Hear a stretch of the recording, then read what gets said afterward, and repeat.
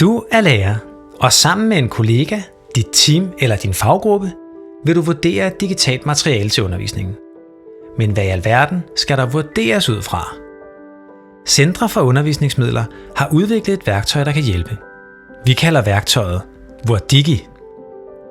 Når du vil vurdere digitalt materiale, logger du ind på Vurdigi og søger. Hvis det findes i søgefeltet, starter din vurdering ved at klikke på materialet, og så er du i gang. Ellers opretter du selv materialet i systemet. Vurdigi består af forskellige spørgsmål, som er inddelt i kategorier. Du svarer på spørgsmålene ved at aktivere slideren og indstille den netop der, hvor du synes, den skal være. Hvis der er spørgsmål, du ikke synes er relevante for dig, så slå slideren fra.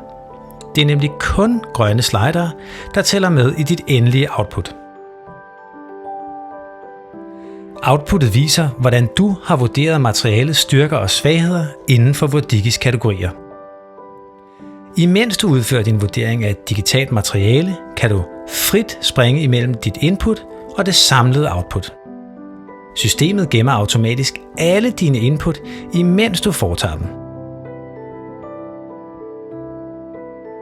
Under Mine vurderinger kan du til hver en tid finde tidligere vurderinger, rette i dem eller printe dem ud.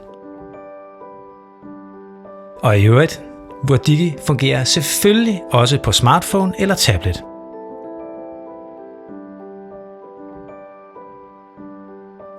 Hvad enten du eller dine kollegaer skal vurdere store portaler, mindre forløb, apps eller digitale læringsressourcer, støtter Vurdigi jer i at træffe det bedste valg for netop jer, når I skal prioritere i den enorme mængde af digitale læremidler til undervisningen.